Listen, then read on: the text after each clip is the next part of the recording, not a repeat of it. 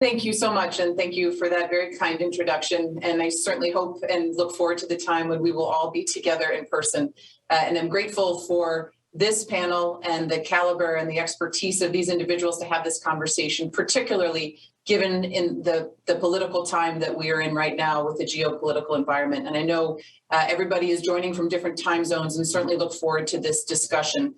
As you just heard from the director of our agency, Jen Easterly, at CISA, the Cybersecurity and Infrastructure Security Agency in the United States, we're dedicated to building a culture of resilience to strengthen our digital infrastructure in the long run.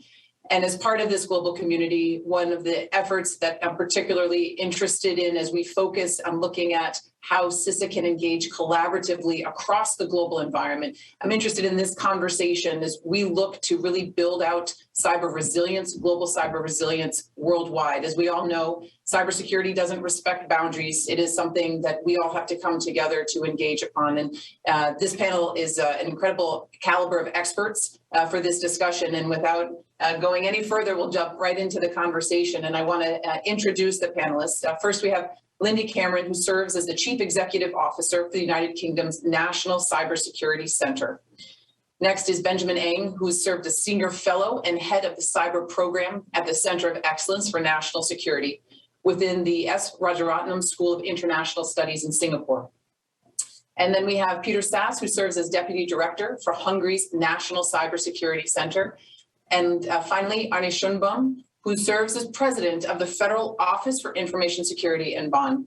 Thank you so much, everybody, for joining us today. So we'll get right into the conversation. Firstly, as we look at this environment, the geopolitical environment, the active one today, we recognize it's really since the beginning of the pandemic, but it's hard to know where the lines on this really started or where the current event started. The scope and severity of cyber attacks has really been increasing. Certainly with the pandemic, we saw with the move to work from home, the interdependencies that were created and the vulnerability of the threat platform getting larger with everybody working on their own digital devices and looking at that interconnectedness. And in the past year, we've witnessed really a series of major ransomware attacks, major events on JBS, the US Colonial Pipeline, but other cyber attacks and ransomware in the context of geopolitical tensions. So I'd like to ask each of you as we start this conversation, from an agency, ministry, and country perspective, what's your assessment of the current cyber threat? But importantly, in light of your assessment, what are you focused on? What are you prioritizing in addressing it? And Lindy, I'll start with you. Thanks very much indeed, Kiersten, and fantastic to be here and to have had a chance to hear Jen's amazing keynote. So, I think we're in a really exciting year for cybersecurity. It's important not to see this just as a set of threats, albeit the current context means we have to, but actually as a set of opportunities. The reason cybersecurity is higher up the agenda, and it's higher up a much bigger agenda, this was discussed last year at the G7, is because it's about the opportunities of technology as well as the national security threats. But I think the really great thing for me is that this now is the subject of conversation between world leaders, because this is something that is no longer seen simply as a technical set of issues. As Jen said, it's an organizational culture set of issues, and in fact, it's a geopolitical set of issues. So for me, there's a real opportunity this year to take cybersecurity out of a technical conversation and into a political and strategic conversation that says, actually, this is something for everybody. But it's not something to be scared of. It's something you can do something about. Each of you, as private citizens, as members of organizations, can actually do something to improve your own personal resilience, your organization's resilience. But actually, it's something that we really do have to take seriously, because we want people to be able to live and work safely online in our own countries and globally, and to do so confidently, I think. So for me, it's that moment of political change that is the biggest sort of turning point in cybersecurity at the moment. But I think, of course, we can't not reflect on the current crisis, where I think that this is a moment where we are certainly re-emphasizing to organizations the real importance of making sure that they are prepared, not just for the kind of cyber criminality that we see, but also for potential for state action in a way that means that they need to have built their resilience. It's not about asking them to do new things. It's about asking them to carry on doing the things they should have been doing anyway, but to do them faster and better in order to anticipate a level of uncertainty. And so I think we're taking that as a moment to kind of get people to shift their behavior and shift it faster. But I think then the third thing I'd just say is that it would be easy for the current geostrategic crisis to pull us onto a very tactical set of issues currently. it's really important that we don't lose sight of the trajectory of change in technology in the long term, which I think is the big trend that we need to really get ahead. And that's where I'm asking my organization to spend a lot of time thinking very imaginatively about what technology of the future will look like in a way that means we should think about what cybersecurity of the future looks like as well.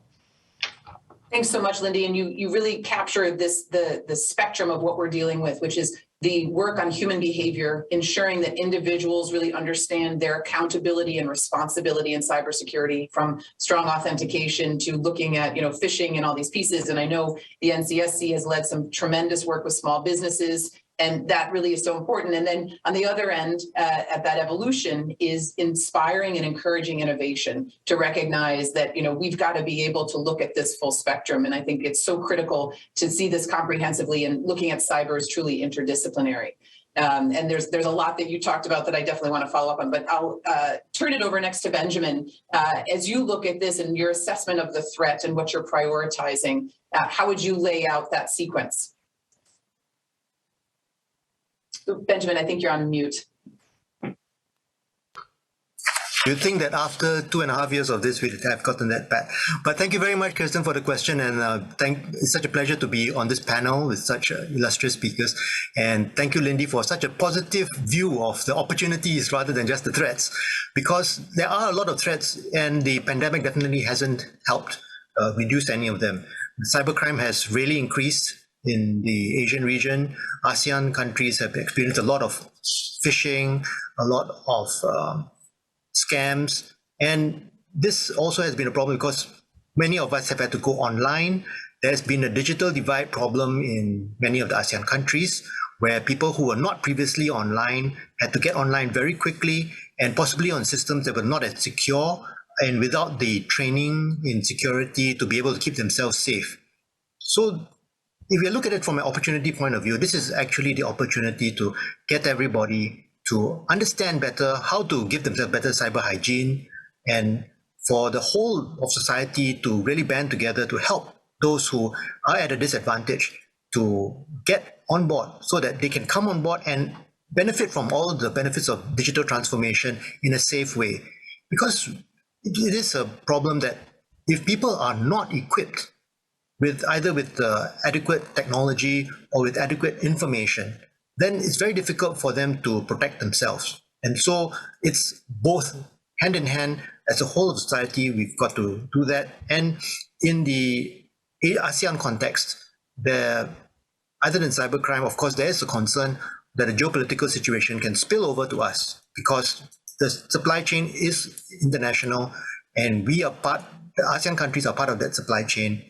And we have many businesses in Singapore, whether they are Ukrainian businesses, Russian businesses, Chinese businesses, US businesses, UK businesses, who could become collateral damage and then, of course, spill over into our situation, as we learn from the WannaCry and NotPetya situations. So cautiously hopeful.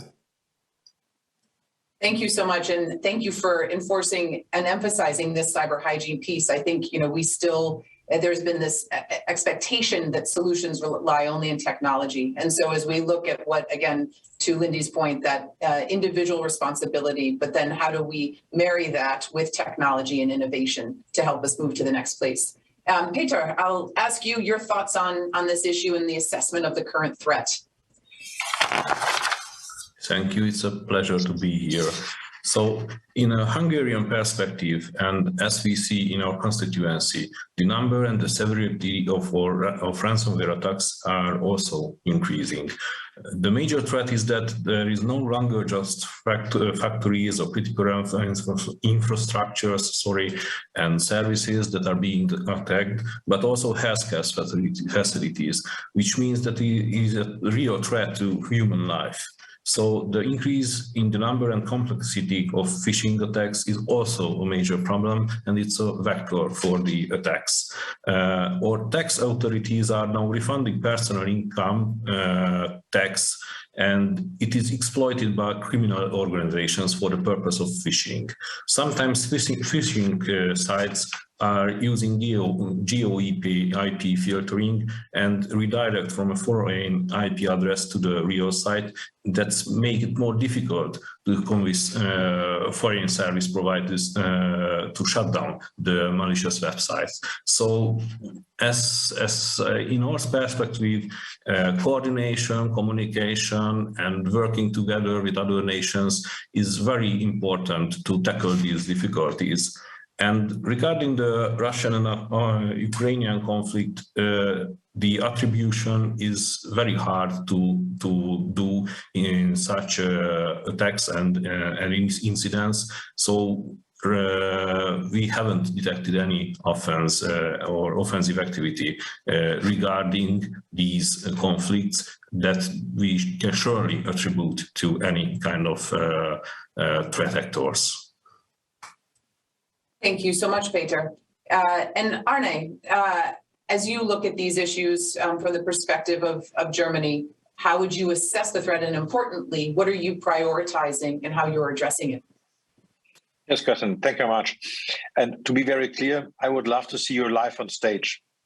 Even if I'm head of a national cybersecurity authority, I really would love to see you live, because I prefer to do it this way, because then we can have much more interaction on all the different kind of areas.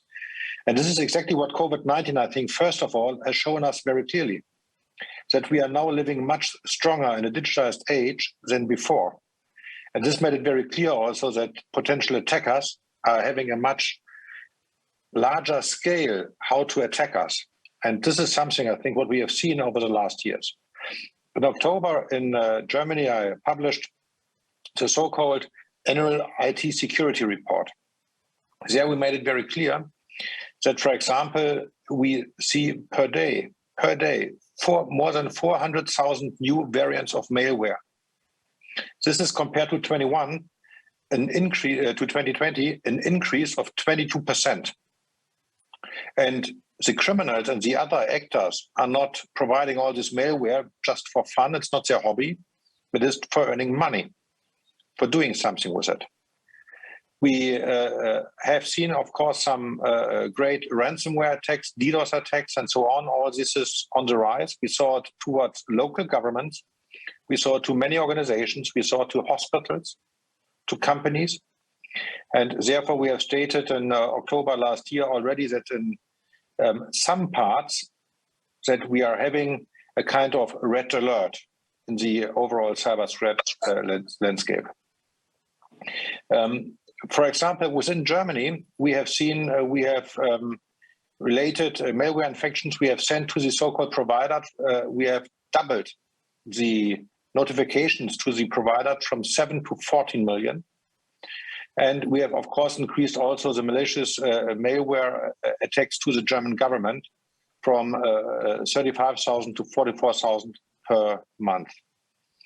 And for me, it is very important that the overall, as you have said, Kiersten, it is not a static situation we are looking for. It's a very dynamic situation. We see, of course, malicious actors that plan to do sabotage, which are going to use ransomware. We see it quite clearly, and I think, Lindy, you see it in the same way like we do. We see it that some conflicts outside of Europe, let's put it that way, can move towards Europe and other actors by accident. And we see, and this is something which is increasing, hackers for hire. So therefore, you don't need to have your own capability. It is very easy to purchase, to procure hackers on the darknet, on other kind of criminal areas, and they are selling their exploits and malware to international customers. So who is paying most is getting this kind of expertise. So this is something, a kind of shifting away from where you need to have your own resources to that you can just hire it, like an accountant, you can hire your hacker who is going to do the work for you. And this, of course, will become very important. And therefore, I think for me, there are 3 areas which we have to intensify. One is technologically, yes. Otherwise, it will be extremely difficult to identify the actors. Number 2 is international cooperation. That's why I'm so grateful that we're having this panel here.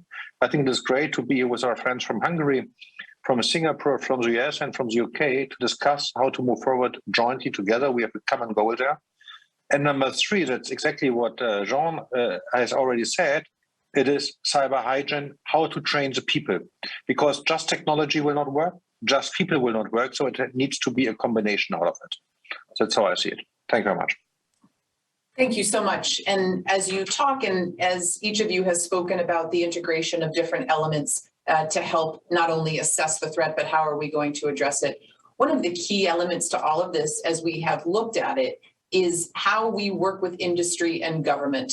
In January of this year, the UK has published a cybersecurity strategy as part of an investment in cybersecurity. In the United States, there's been greater investment in the Cybersecurity and Infrastructure Security Agency on the public side. But as we know, what we often say in the US government is cyber is a team sport. This is not going to be achieved, accomplished, overcome by any one entity. And that is true, obviously, across industry and government. And the other evolution of this thinking is we've talked a lot about public-private partnerships, but how do we really operationalize that? And so one of the terms that we're using at CISA is very much about operational collaboration. And you heard Jen mention that in her address. And I think as we look at this, it's really how are industry and government working together effectively? And so I would ask each of you, how is your public sector equipped for attacks? And importantly, how are you working with industry, and are you seeing any successes or particular challenges in light of the threat, in light of what's happened over the last couple of years? And Benjamin, I'll start with you. Thanks, Kiersten. I think that our public sector has been pretty secure, and not just from my view, but since we were ranked fourth in ITU's Global Cybersecurity Index GCI for 2020, and there's a huge budget of $1 billion Singapore dollars, which is about US 700 million. But aside from that good news and the fact that the critical infrastructure providers are also required by law to harden their cybersecurity, one of the things that we've really been very cognizant about in Singapore is the need for the whole of the population to be secure, because it's not necessarily just the public sector or the critical infrastructure that's going to be a target. Because once these are hardened, then the soft underbelly is actually the person in the street.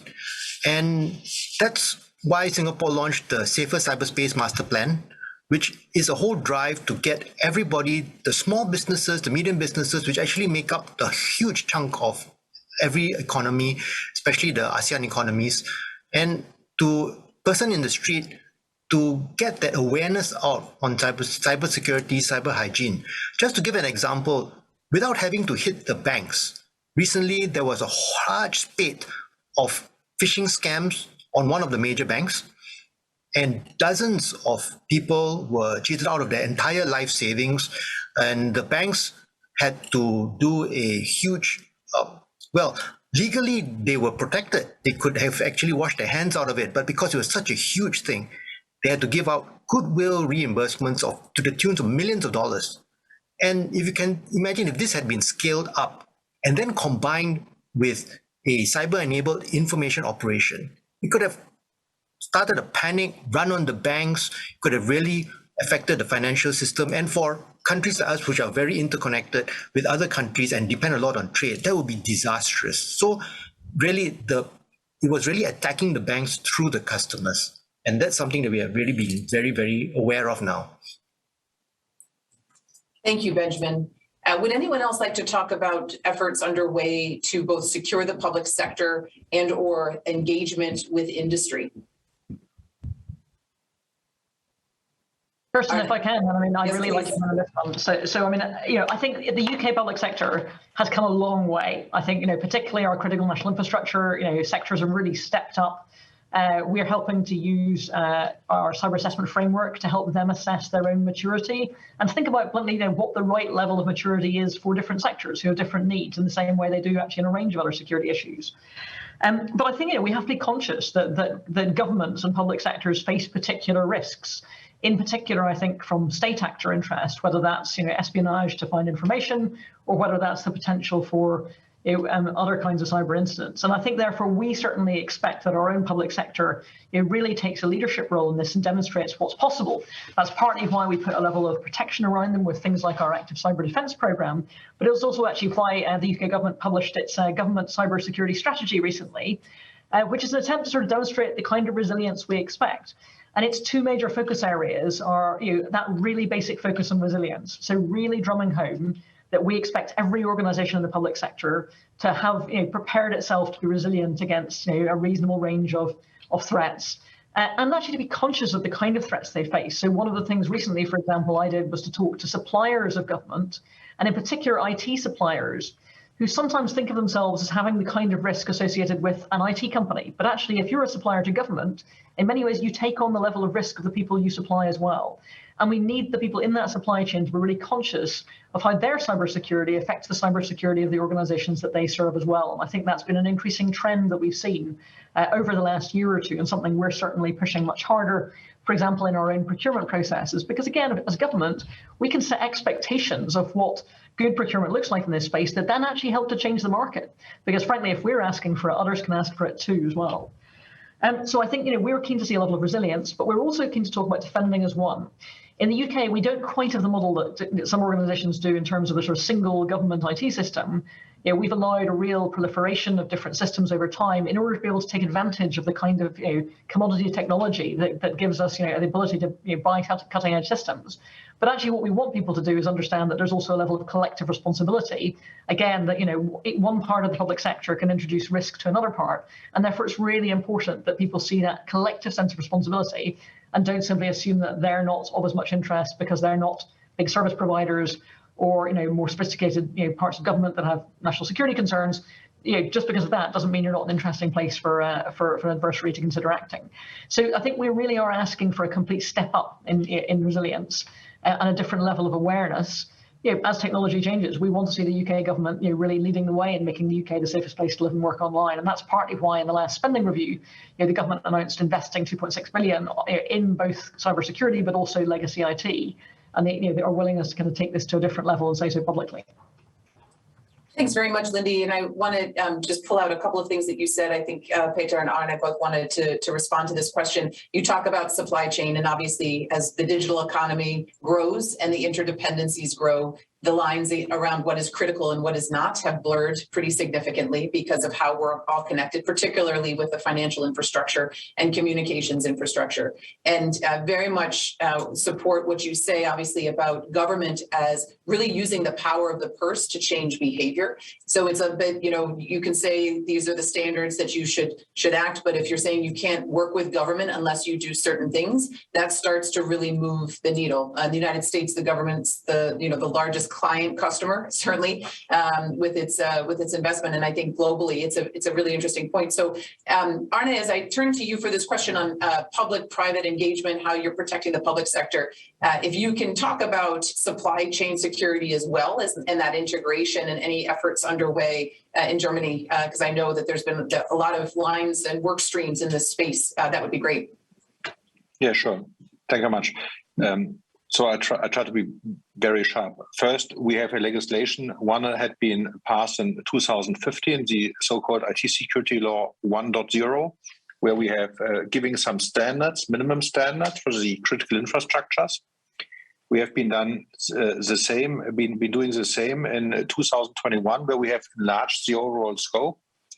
For example, also to the defense industry, also to a special, let's say, of strategic interest for Germany. We are a car nation, so of course a big car industry is kind of manufacturing sites and so on, so to protect them especially.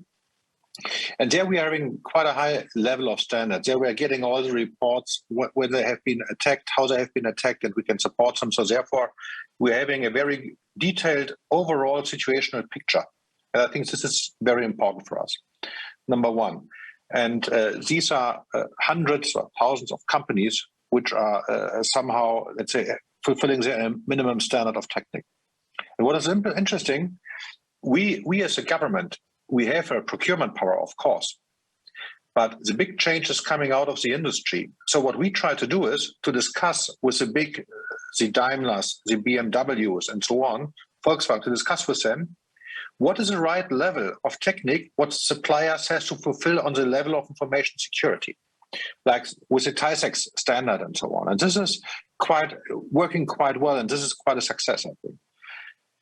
Then we're having a public-private partnership started with the so-called Alliance for Cybersecurity. And within the Alliance for Cybersecurity are participating more than 5,500 companies in Germany. And this is also, I understood, the biggest, let's say, cybersecurity organization within Europe with these number of companies. These are small, medium-sized companies, but also bigger ones. And this is creating a kind of network of companies to cooperate and how to deal, how to react on account of successful cyber attack and prevent it also. And last but not least, two areas I like to mention. One is, what we have said is there are lots of digitization programs in the government. And for the first time in 21, we said, okay, we are going to invest 3 billion on the digitization of hospitals. But you can just get money out of the 3 billion as a hospital if you're at a minimum investing 15% of it into the level of information security.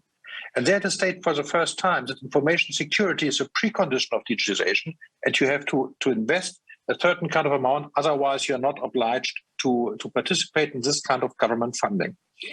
And last but not least, what Benjamin has just said, honestly, when I'm going into, I don't know, to a seller of a smartphone, if I like to get a new smartphone, you cannot see it now. So I will not get any advice how secure it is. So therefore, this for us very important in Germany is that we also, if we want to change the overall market, that the consumer, the end consumer, has the possibility to identify how secure is the product. Because then he can decide if I want to have a more secure product or a less secure product. And therefore, we created the so-called IT security labeling, first time starting with messenger services, which we gave to the, and there then for the first time, the consumers now can decide how secure it is. And there's much more on the run, for example, for smart TV and all the other devices, what the end consumer can decide. And with this area, we want to increase the level of information security. And I think this is our holistic approach in this area. Thanks very much, Arne. Péter, did you want to respond to this question? I have another one for you. If I didn't know if you wanted to answer to this one.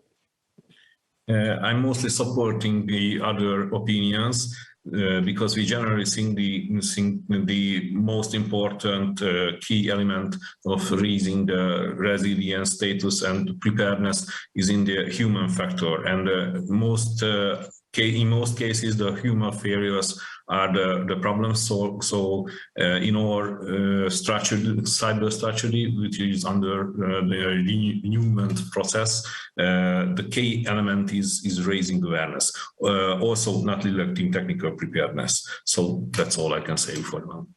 I'll follow up on that because I think, we've talked about human behavior, the human factor, as you just said. And there's, a big issue as we look globally on the workforce. And we define what we call a cyber workforce, which is really, looking at how do we fill these positions. I think, I'm of the mindset that cybersecurity is an interdisciplinary issue. And so when we think about how do we bring in diversity of thinking and innovation, going to an earlier point, we've got to be pulling in expertise from many disciplines, psychology, sociology, history, as well as math and science, and really getting that innovation in how we think.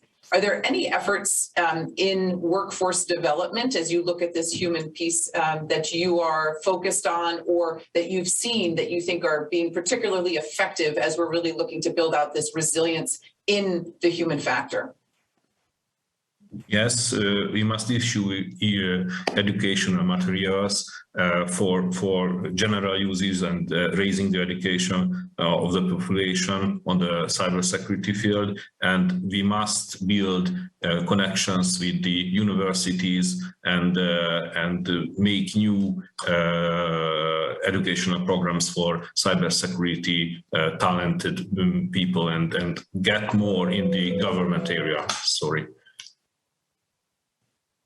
So the education piece is extremely important, obviously, as we look at workforce and how are we building out the workforce, not just in this moment, and whether we're reskilling or upskilling individuals, but how do we cultivate a workforce with children today? I mean, I'm also of the mindset that when, kids are learning how to read on a technical device, they should be learning cyber hygiene, and it's integrated into how they look. But I would ask each of you, Lindy, Arne, Benjamin, as you look at workforce development and or the education element of this, are there any initiatives or successes that you're seeing or challenges that you'd like to talk about?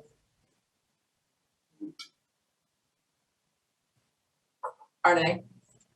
Yeah, sure. So let me try.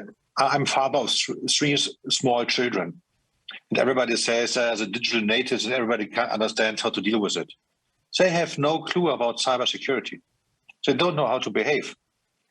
And it's the same when small children start to go on the street. They have to learn what does it mean. When is the flashlight red? When is it green? And what does it mean? And it's exactly why we, for the smaller people, that where we started with the so-called school Bible, school book for how to train the children. The challenge there is, the biggest challenge is the teacher, because they also don't know it either, how to behave in a digital world more securely. So this is something where we are going to train, start educational programs and so on. So the biggest challenge what I see is when I compare it to the technological development within our staff in the public administration. When I compare it to Google, Facebook, and the other ones, they invest 20% of their working time to new programs to educate their own people.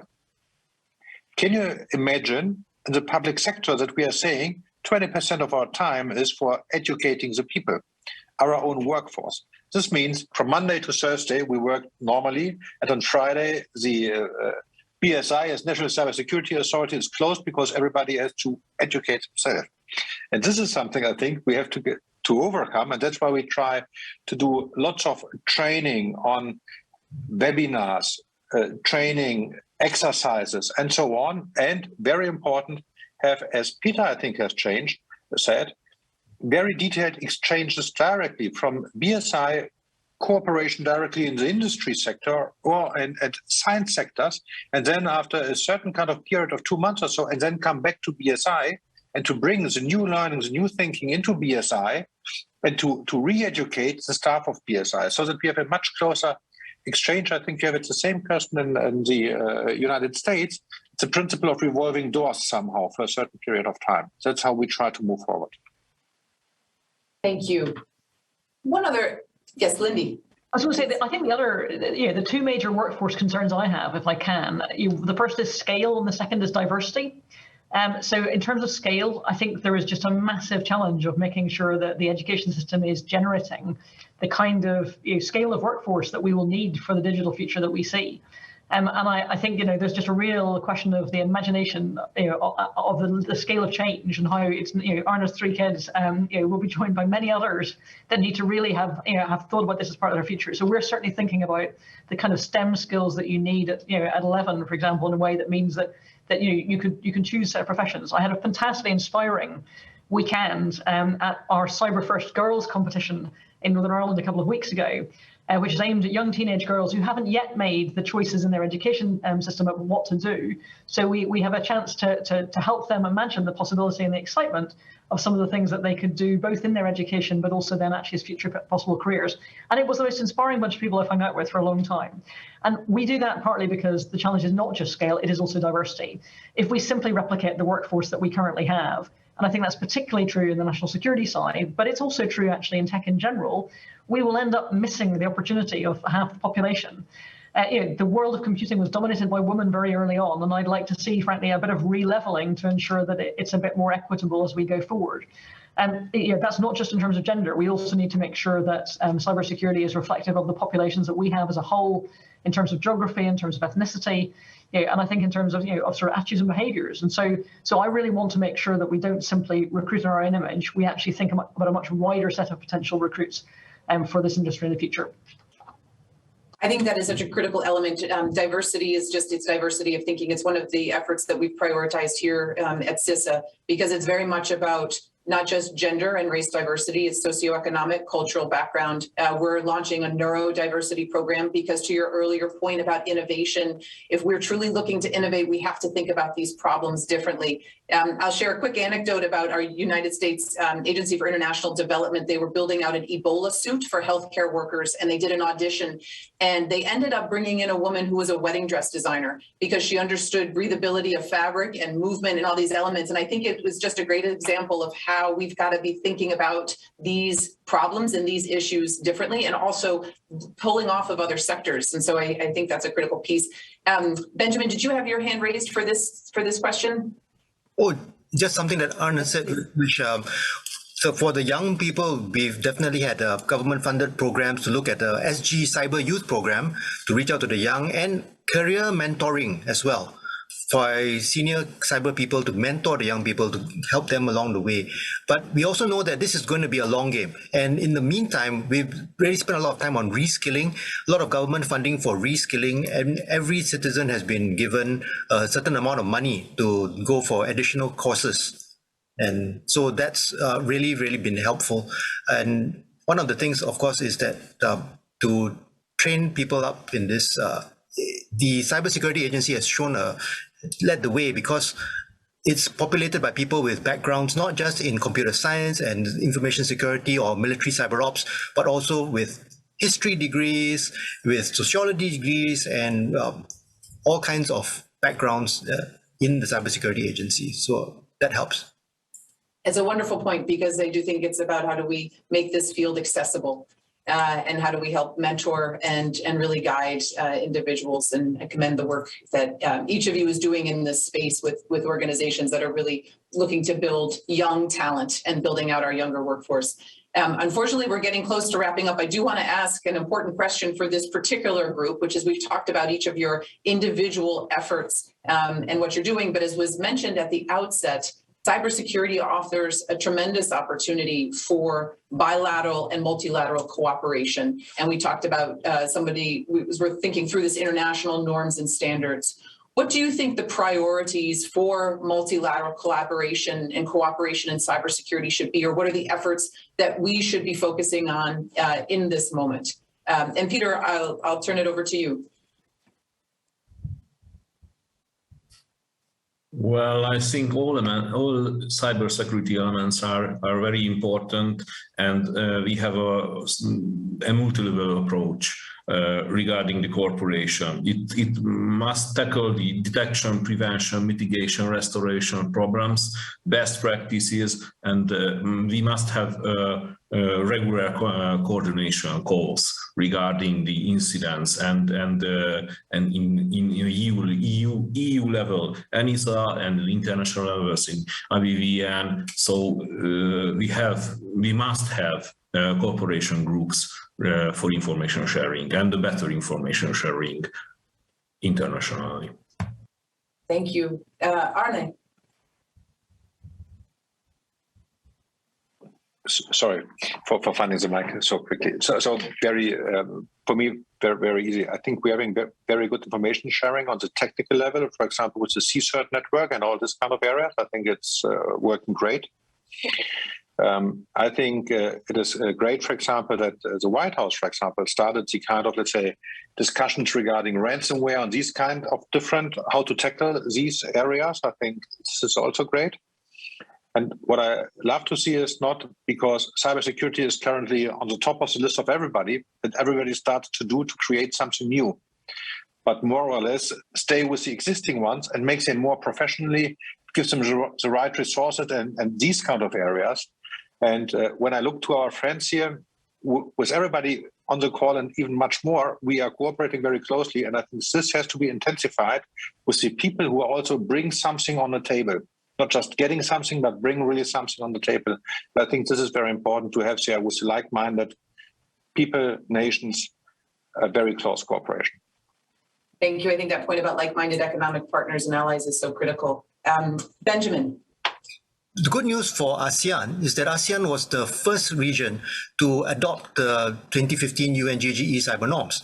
And the ASEAN member states appointed Singapore to take the lead in helping to build out the operationalization of the norms. So we're pretty optimistic about that. We've actually had the ASEAN Singapore Cyber Center of Excellence, which my center also does a lot of work with, to build capacity among the ASEAN nations, and with a lot of help and cooperation with US, with the UK, with Netherlands, and with Japan, and also with Interpol, to really build capacity among the ASEAN member states. So we're really looking forward to more of that cooperation in the years to come. Thank you. And Lindy, to you on how we should prioritize bilateral, multilateral cooperation when we look at cybersecurity and the work and the efforts of the UK. Thanks. I mean, I think our national cyber strategy is clear that we not only see international engagement as an absolutely key part of our own cybersecurity, but also actually that we see it as key to our broader foreign policy. So I think it's very much at the heart of it. It's no longer a sort of, a marginalized issue. And for me, the absolute criticality here is thinking about the ethics and values behind this. As technology changes, as democracies, we need to think about the kind of values that we want to see encoded into that technology and make sure that the kind of security we put around that reflects what our citizens expect, the kind of freedom of speech that they want, the kind of ability to, to operate their lives, to take advantage of opportunities, as well as to feel they can protect themselves adequately. And I think there's something really fundamental about how we do that as democracies going forward. Thank you so much, because I do think that would be another discussion that would be wonderful, is how we look at ethics and innovation, and how we're prioritizing security and all of these elements, which is so critical as we are focusing on human behavior, but focusing on this innovation on the other piece. And this has been a fantastic discussion, and as I expected, I wish we had a lot more time. Very grateful to each of you for the work, and certainly for your service on this issue, and for how creative and thoughtful and deliberate each of you is in your role. And I think, thinking through, as we've discussed, this importance of human behavior, of technology and innovation, how we secure supply chains and use governments as a real force multiplier for action when it comes to supply chain, and being able to operationalize that with industry. And then importantly, how we're looking across the globe for like-minded partners, like-minded allies, as we're building out cooperation and standards and approaches to how to secure the global economy and create a more resilient infrastructure. So to Arne, to Benjamin, to Péter, and to Lindy, thank you so much. And again, thank you for your service and for this wonderful discussion.